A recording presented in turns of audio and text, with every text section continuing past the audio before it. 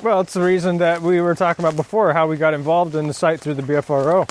And then out of convenience, I just came back here because I knew they were here and it was close to home and it was a place that I could come regularly even when I was at work on my normal patrol routes. I could just stop here, go on my portable and walk around for 20, 30 minutes and just observe and then go home. So I could have a regular presence, which was kind of what I was trying to achieve here because it was a spot that I could do it regularly and I knew that they were around, so that's why I was coming back here, more out of convenience, and I knew that they were here. And it was a small area. It was an area that they seemed to be locked into regardless of how small it is and all the houses that are around here on the edges of this thing. I mean, this is somewhat of a vast area between all the residential area. It's a straight lane that runs all the way down to the beach for about 1.5 miles from here.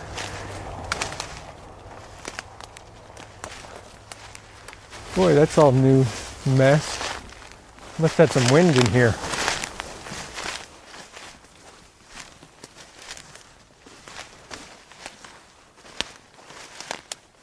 And somebody cut down a maple tree, but I don't see a maple tree that's been cut down, or is these just limbs that broke off? I think there's broken ones.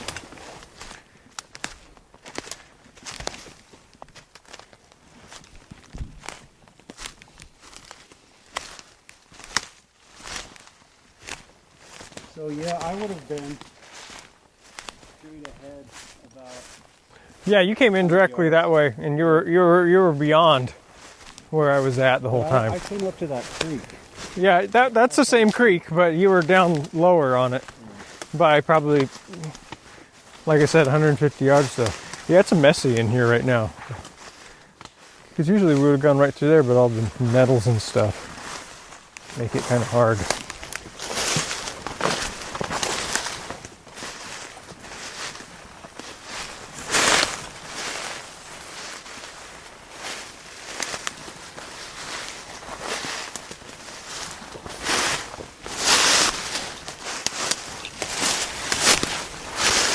So when you were doing this before, is it the same vegetation?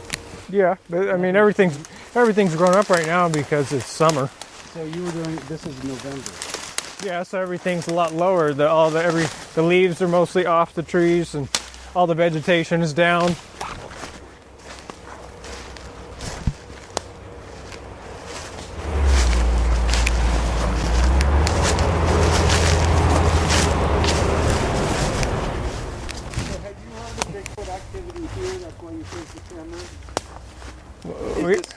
We experienced Bigfoot activity and found evidence here before we put cameras, and there was a database, that had, like I said, we became aware of through one way or another about 10 separate accounts by different people.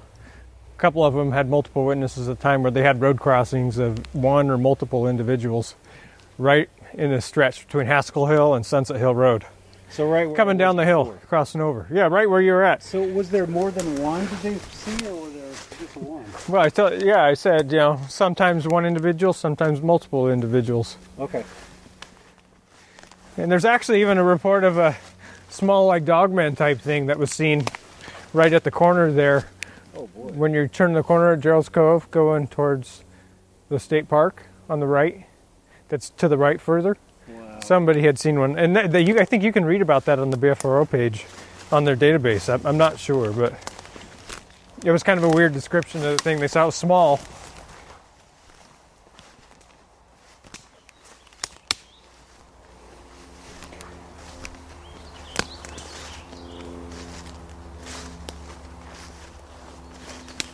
Ah, there's the building. Okay. One of them.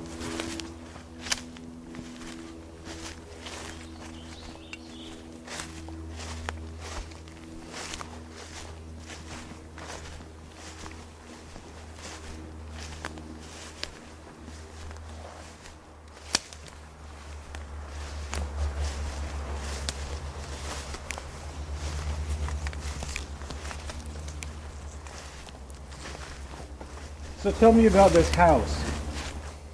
They rented out the house, and 6 months they got nothing? Yep. No, we rented it for 6 months and got nothing. Okay. So, any ideas, any theories about why that is? No, I just think it's their ability to know kind of what's going on and know what your intentions are. And they weren't interested in us in that aspect, you know? So they left, or left us alone. So, boy, everything is grown up more in here right now since then. Okay, so there's the tree. It's further over this one.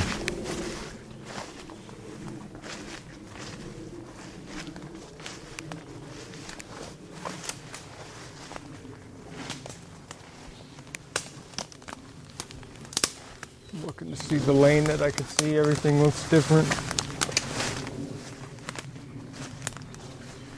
Well, that's bigger too. This was the tree that I had the camera on, and it was facing this direction. Okay. Kind of looking at, there was a, actually wait, never mind. I'm out of sorts because everything looks different. Well, that too, plus everything is kind of grown up. This is where I was at. It was this tree. Where's our...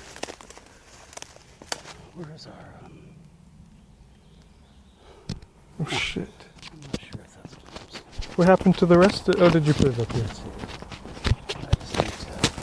to make sure if that's going to get you that will do. Okay. Okay. So, why here? Okay, this tree, I set this here because there was a crossing here where there was a game trail going across this rotten log. Everything kind of stopped and jumped over. And it shot out towards that way, which is kind of a wide range that could get pretty clear area. So I picked that spot. And I had a camera here for quite some time, and I was just on a routine route that day to check all my cameras. And if you watch the YouTube video, it explains the circumstances and everything that built up to the events and everything. This was a tree I was changing the camera. You see that busted off tree out there? Yeah. It was standing next to that tree. Okay, so I'm looking at one that the one that doesn't have a top. It's got moss on it. Yeah, that's the one. Okay. All right, so it's that far away. Uh-huh. And what is all this brush in the way? Is all No, there's no brush then. This is all grown up in sort of spring. I was just here a few months ago and it was all down. Okay. But now when everything gets thick, you know, but at that time it's totally open. Okay. And so you just saw one. Yep, but I heard one before over that direction during the whole process of the events that were occurring. It was breaking twigs, you know, like this. Okay. And it made it sound like that too. Okay. But it kept doing this. Over there. So that was two. I assume there was two because it wasn't the one that I saw here. Okay. Because it would have had to cross this big opening to get to me. And I kept looking up almost between every key and just scanning around to see because I knew I was aware of a presence that was out here, you know, because of that reason and just the whole environment, everything. It was very odd. You know, you just feel very strange the way everything was. It was just, it was otherworldly. It was very odd. Right. So let's just, because people that don't live in Washington, you know, I'm gonna take this off. So we're just gonna stop. So they can hear me now also. So people who don't live in Washington, they don't know that in November, I assume it was a cloudy day, as it always is in Washington in the winter. Yes. Yeah, it was slightly drizzling. Yeah. So it's very depressing anyway, just to be in these woods. And it's cold and it's miserable and there's not very much visibility. So, so you say that you were overcome by a sense of like depression. Not depression. It was dread. It was out of context like feeling. Fear, sort dread? of dread, fear, sort of dread, but no context for it. I mean, I felt safe. The road's here. I've been here a million times. I shouldn't have any reason to feel vulnerable or afraid.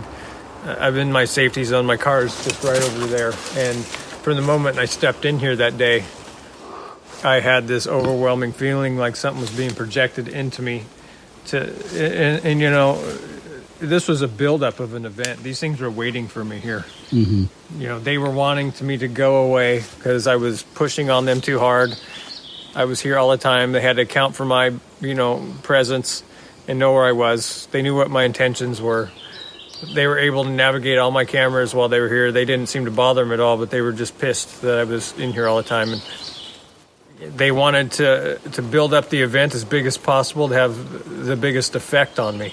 Right. You know, to ultimately, I believe, to change my behavior, to make me stop coming here. And I, you know, and that's kind of what happened. So it was a big buildup emotionally of this feeling being projected into me, of this dread, of just this bottomless pit of like the world has ended kind of thing. I can't even describe it. It was just so surreal. And there was no context for it. It was the strangest thing because there was no reason for me to feel that way. Right. I hadn't done anything different. I stopped here kind of spontaneously because I was on my way through and I had my keys.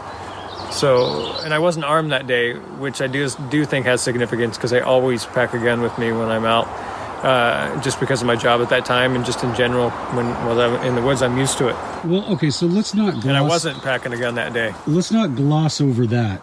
You were not packing a gun that day, and on that day is when you have your encounter. Yeah. And they knew they were ready for me. They were waiting here for me to come. They knew I was going to be here at that time, even before I did. It was obvious this was a setup to me. That they were right there. And the one that I saw here had to be over here right next to me the whole time. Mm-hmm. And I don't know how it got there, but it didn't make a sound to get there. And it was just standing in the open to the right. And I was standing here like this, doing a camera, and I got to the second to the last key right in the ring, and there's like 25 keys. I was here a while, so this buildup was happening, and I was like, I got to a point where I just wanted to get the hell out of here before anything even happened. I kept hearing the twigs break, but it was like, well, I don't know for sure. And then I heard the snort, and I thought, well, maybe it's a deer.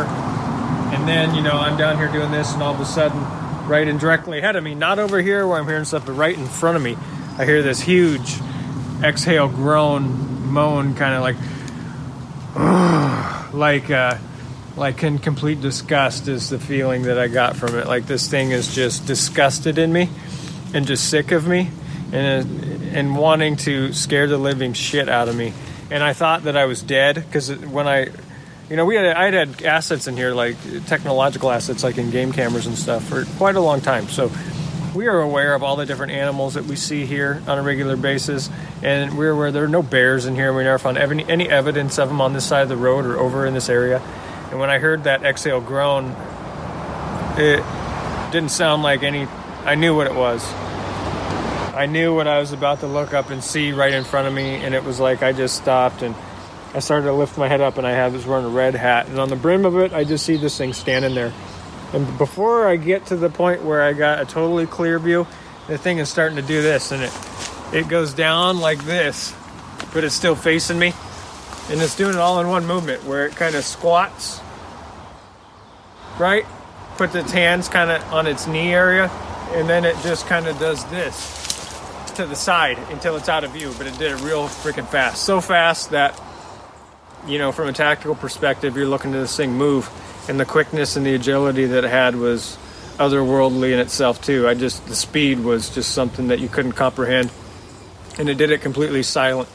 Not a twig broke, not a noise at all. It just went, and this is a thick area to the left. Mm-hmm. And I immediately thought I was being flanked because that's the direction of my vehicle. And I thought that I was dead. Immediately, you know, that was a thought in my mind. You're fucking dead. You know. So can you point to the direction of your vehicle from here? That way, behind us where we came. Okay. So let me jump in here for a second. So you have activity, and you've got activity on the right, and that is the sound of twigs breaking over here, yes? Yeah. Okay, and then straight ahead of you, looking just due west, you've got something you can see. So it almost looks to me like you are being herded. That one person's kind of distract you here. He's getting into position, but you're kind of being driven out. Maybe. I think that it was an ambush, to be honest with you. That's the feeling I had of it. They ambushed me here to not necessarily drive. I think they were here waiting for me. I did not surprise them. They knew I was coming. Yeah. And so they wanted to utilize that opportunity to get rid of me. And I'm not saying in a sense to make me disappear, because if that's what they wanted, that's what would have happened. Right. They just wanted to visually expose themselves to me and put some audio out there that I could hear to intimidate me as much as possible. And I think that was all part of the emotional buildup that they projected into me as well, to make it as traumatic of an event as possible to get the desired effect that they wanted. Okay. You know. Well, let's. What it sounds to me like is, it sounds to me like they're drawing a line in the sand that you can't come. You're there, but we don't like you here. But if you come back any farther, you got a guy here, you got a guy over here that's showing himself to you. Maybe they're just trying to send a message to you. If you come any farther, you're going to have a problem, and you don't want that problem. I don't know if that's necessarily it. I think that they wanted me to go away and not to come back. Okay. Because, they in any shape or means, they were not okay with my presence here anymore. Okay. They'd had enough. You got to realize the relentlessness and the consistency in which I would come. Yes. And I'd make it fairly, scheduled to where I was happening at generally the same times, around the same period in the week. Could be off a day, maybe a couple hours, but they knew the routine, and I always would take the same route. So they knew exactly what I was doing. They knew I was looking for them. Okay. And they'd been observing me almost probably every time I'd come in here. Because you got to realize that I'm putting these things at risk because I'm aware of their presence, and I'm looking positively for them. They know that I am looking for them. They know I'm aware of their presence because of my tactics and the thing that I've been doing. I've been leaving toys out. I've been building little stick structures. They're watching me do it. I got these cameras out. They're obviously aware of those to some degree and know what they do. They know what I'm doing, and they're just plain and simple sick of they're sick of having to break their routine and not being able to relax when I come in here. Okay. Really, I mean, that's and I'm really telling you this in a way that I'm pretty sure about it, because I am pretty sure about it, because what I've learned through this process is that you need to trust your feelings and your intuition related to this stuff, because that's where all of the information is. That's how it's coming through to you, through them or whatever it is. That's how you're knowing, and I was certainly aware of their presence that day, even though I didn't know it. And in fact, I can tell you that I think that a lot of people could be aware of their presence, and it's a lot of that sense of, even before I had this encounter today, we all have been in the woods, at different times, and you feel like you're being watched, or you feel a presence on you, and it used to happen all the time before I came here, or before I got into Bigfoot in general, and I would always attribute it to predators or something like that. But I think we have a natural ability, it's built into our DNA, to have an awareness. Okay, it could be the men in black circling overhead. Maybe they're leaving a Bigfoot here. So that's just proof we're not green screening this. This is all real stuff. So, Rich, what I'd like to do is, I want to test my theory. Can we go over to where this thing was standing? Can we go in there? Yeah. Because I want to push that envelope. Because if they're going to tell you you can't go too far, I'm going to go too far. And what I'd like to do is just do kind of so you're there, and I want to do a reenactment of what you did versus what this Bigfoot did. And I think in case there's one waiting, I'll let you go first.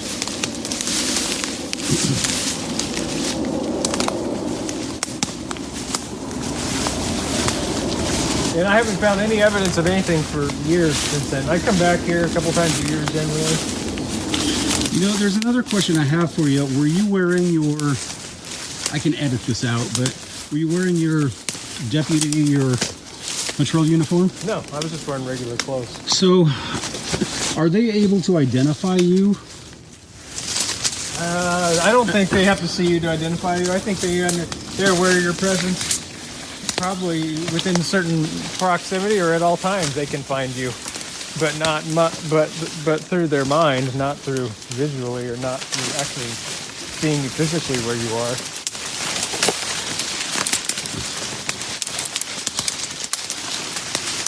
So this is interesting. Oh, for the sake of research. Okay, so this tree. That was, I assume it was down then. It looks like it's been down a few years. Yeah, it's been broken off. Get in here. So that Bigfoot is right there. He's standing up alongside this thing. in the head, as far as I remember, somewhere around where that thing is, up at the top of that. Okay. Holy moly, that is just freaky. And, you know, this thing was wide because I saw it frontal view. Yeah, can you show me that again? How wide is it? Well, I would say it was a third as wide as it was tall. Okay, is it wider than that tree? Yeah, probably so. I mean, I was standing next to the side of it. I mean, I wasn't focused on the tree at that time, but it was overwhelming. I mean, that's all I was looking at was this thing that was standing there. Well, we can get a look at you and we can get a look at the tree. And that tree's pretty thick. So if it's that big, it's got to weigh a lot. So amazing. All right, well, Rich, let's not spend a lot of time here. But this seems to be their habitat. This is what they were trying to protect. In the distance right there, you have salmonberry bushes. So that's, you know, preferable for bears. And I don't know about the vegetation during the winter, but it seems like this would be easy to move around in if you're that big. If you're our size, probably not, but these are all stickers and whatever else. But this seems to be the area that they were protecting. And what's further down there? Is that a stream? The creek, the same one that you came up on earlier, but up above. Okay, and then if we turn around and if we're Sasquatch and we're looking at Rich, we are basically, this stuff is probably, that would have been there. This thing is... This tree, see this one laying right here? This is grown, new. yeah. This one just fell down. This was alongside this busted off one here. Okay, so this is new, and then that one there, it probably wasn't there, so he would have had a straight shot right to you. Well, I could see him totally unobscured. Wow. It was wide open. Okay. From my place, he was standing right in the wide freaking open in front of me. Okay. It was obviously he wanted me to see him. Yeah. And he just showed up there. It was spooky in the way that he was just there. He wasn't there before, and then all of a sudden, he's there, and I didn't hear anything. Yeah. All right, so one more time. You heard the twigs breaking, and then you saw him, right? Well, I heard an exhale groan from him. He made a sound at me. But there were twigs, then there was the groan, and you looked up. Well, there were two sounds. There was a deer snort type sound before he groaned at me. Maybe a minute or two. Okay. I can't remember. I mean, everything seemed slow motion during the time because I was scared shitless. Yeah, by yourself here? Well, it's because I had this feeling that I was in some kind of danger. Yeah. All right, but I didn't know why, and I didn't have any reason to feel that way. I mean, this is not... You can see and hear the cars drive by right from where we're at. Yep. See? Right there. Yep. We're not far. And that's my route I took, is right from where I was standing. I ran directly to the road through the briars. Well, that's what I want to do last of this little trip is I'd like to see... So you went... Basically, you went the same way we came in, right? When I left? Yeah. No, I went out the way you came in originally. Straight. Because I was afraid to go that way. Okay. In the woods here. Okay. So I want to get to the road. And the Bigfoot, he's here, and you start going straight instead of heading, I guess that would be south. So is he following you straight behind you? He didn't move, I don't know. Oh. But I knew this, right? When I saw him run, my instinct was I need to get the hell out of here as fast as I can. And I could see in his speed, the first thing that went through my mind is that he's so fast that if he wants to, if I turn and run, by the time I take 3 steps, he'll be on me. And I was a sprinter in high school. I ran track, so I'm pretty fast. But I could tell that he could close on me. So there was no, it was unnatural, the speed, right? So I could see that I didn't stand any chance if he was going to come at me this way. I figured my only chance is to go that way because going through my mind, it was imminent, like my life was going to end, right? And there's no context for that either. I shouldn't have been feeling that way even after seeing it. And this thing went that direction, and my instinct was to not go the same direction that it went because I felt immediately he was flanking me because that's where my car was at over there. So I went that way, right towards the road because I wanted to get to the road as fast as I could get to the road. And my heart was palpitating and all kinds, and I was short of breath. I was having a nervous breakdown almost by the time I got to the road. Yeah. Now, was the brush here, how difficult was it for you to get out to the road? Were you tripping over stuff? I went through some blackberry bushes. I know that. Yeah. But you were so panicked you just... It didn't take me long. I got there as fast as I could get there. Okay. All right. Well, that's... because I wanted to retrace your steps, but there's no sense in doing that because I did that before when I was out here. And we saw your route in. So we know you didn't take that route out, so it's not really important that you do that. So I guess the last thing that I want to do is from this encounter here, where were you thinking? Were you thinking, I want to have nothing to do with these things, or do I want to know more? My instinct and my gut was telling me that I need to stop immediately and not do it anymore. But at the same time, that I was at the realization that I was exactly where I had always wanted to be, in the sense that I was on them, they were aware of me, I'm aware of them, they saw me, I saw them. The next step would be more contact. And so my instinct told me, no, you don't want to do this anymore, you can't do this. But then I said I can't stop now because, I mean, I've already come so far. And so I tried to keep coming back here, and I left bait actually over here on a limb or something somewhere, I can't remember, in a bucket. And I came in here, and I would only go this far. And I probably came back here 10, 15 more times, about once a week. They never took anything from me. No interaction whatsoever. Except for the fact that when I would come here sometimes, I would hear them inside of the tree line. They would be like taunting me, barking at me like dogs. I heard one jump out of a tree and run off right from over here when I was walking out one day, so they were watching me. And I never saw them again, but eventually my gut won, and ultimately I withdrew from all of this over a period of time. And probably from within a year of me having this encounter, I winded down to where I was pretty much doing nothing. And I don't ever do cameras anymore or anything like that. I can't do them looking for them. I feel guilt. I'm not supposed to. I don't put cameras out. They won't, and I don't go looking. I don't do anything anymore, really. Okay. All right, well, Rich, we're going to wrap this part of the video off. This is Harstine Island, and this is the place where Rich had his encounter. And the last thing that I would have to say is, was there any, after you had your encounter, well, I guess the next thing is I want to know is, was there any press coverage, or no? Nobody really knew about your encounter except for what we see on YouTube, right? Yeah, anybody at the station? I wrote a narrative of it, and I posted it a few places at different times, and I freely spoke about it. Okay. But then it wasn't until, in fact, when I did In Search of Aliens, which is an offshoot of Ancient Aliens, that's what we mostly talked about, was this encounter, but they didn't put any of it on. And then it wasn't until my friend that makes films and stuff decided to do a studio interview with me, where we did like 2.5 hours of filming where I just talked. That's where the Lonesome Creek film came from, and so in the original Harstine Island one, there's a lot more to it, and I don't know if he'll release other stuff or not. But okay, well, I'm getting hungry looking at those salmon berries, so what do you say we let's head out, and we are going to pick this up down at Lake Cushman, where Rich had another investigation going on, and we're going to pick that up as we go. Before we leave here, Rich, is there anything that I know you've done 1,000 of these interviews, but is there anything that you've left out that you'd like people to know about this particular spot? No. There's something I want to know. Where are they? Where you said that, like, they're here from November to April? That's where we had kind of pinpointed down the activity. How do they get out? Neighbors. How do they get in and out? Well, this is a 20-mile long island. It's like 8 miles across, and most of it's timberland. And there's a lot of beaches on here.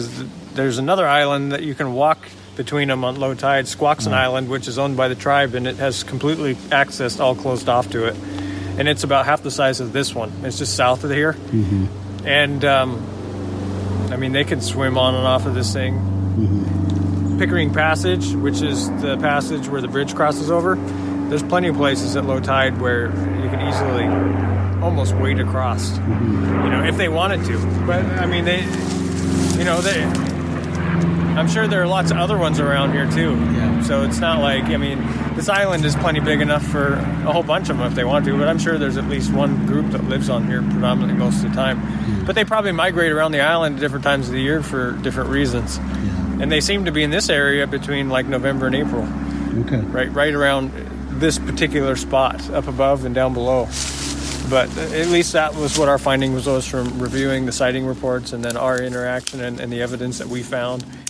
And so this would be the time of year that they weren't here. I mean, as my thinking, but that doesn't mean that they wouldn't be. I mean, I'm just saying what our observations were. It doesn't mean they're correct either. Yeah. Well, it seems to be the same story all the time. You go looking for them and they're not there. Well, I mean, they've been here before when I was here, for sure, more than one time. But they're like the police. And they could be here now, but, I think you can be aware of them sometimes, and other times you wouldn't be aware of them. Yeah. I think they dictate if you're aware or not. Yeah. They decide. I wouldn't be aware of them at all. Well, you don't know that. If they wanted you to know, you would be. Yeah, I'm usually distracted. Well, all right, Rich, let's finish off this video. And as we walk back, we're going to make sure to watch our backs.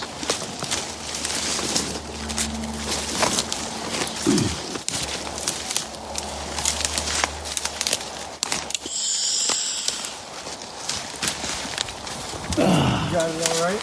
It's kind of shitty getting around in here right now. It's getting worse and worse. It's growing up more and more from what it was before. I mean, these trees are all twice the size of what they were before. These alders.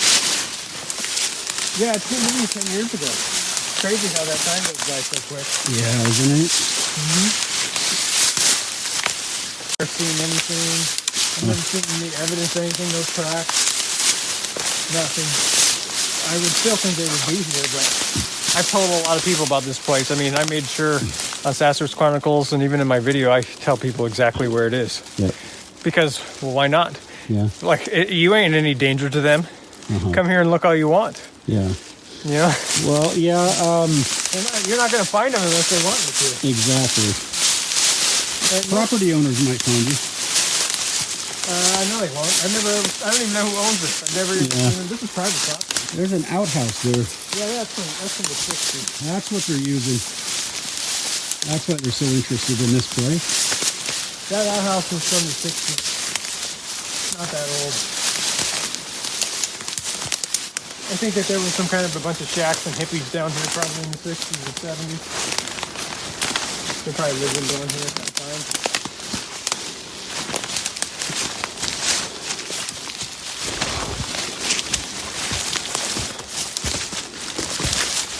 He knew where I was going to be.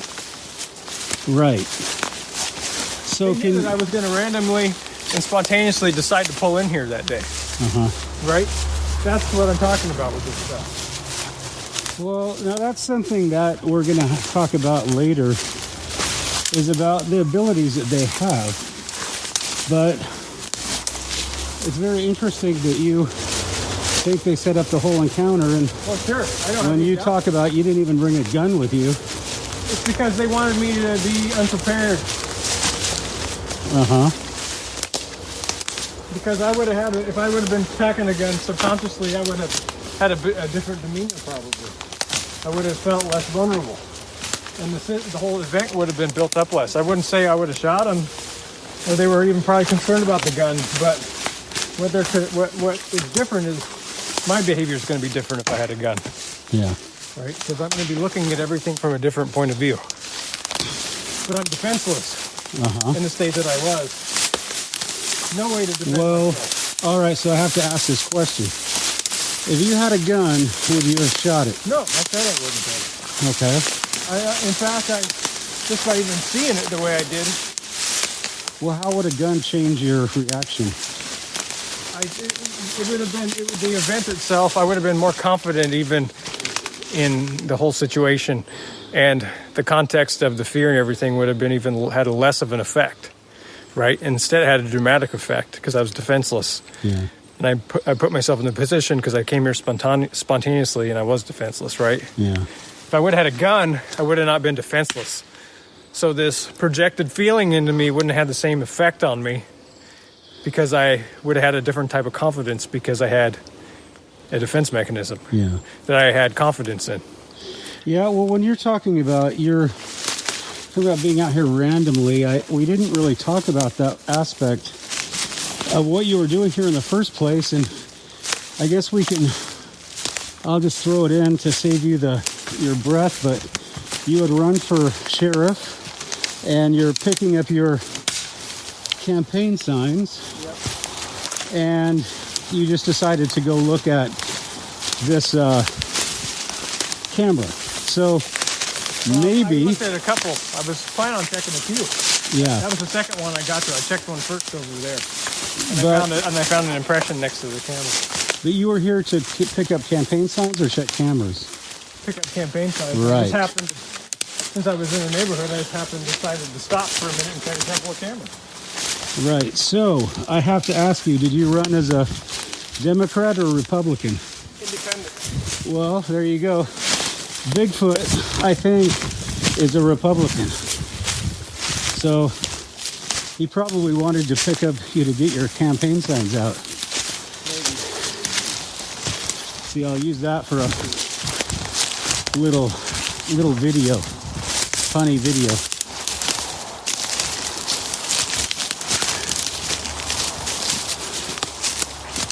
Are we lost already, Rich? No. Just the way stuff is going up in here. Seemed like We had navigated a little bit to get around some smoke and stuff.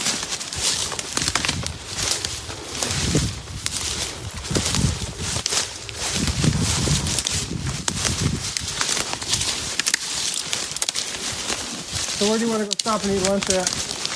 there's a cafe in Shelton. Let's go get that tire fixed Okay, we'll go to and Schwab. eat while we're getting it fixed. Follow me to Les Schwab then.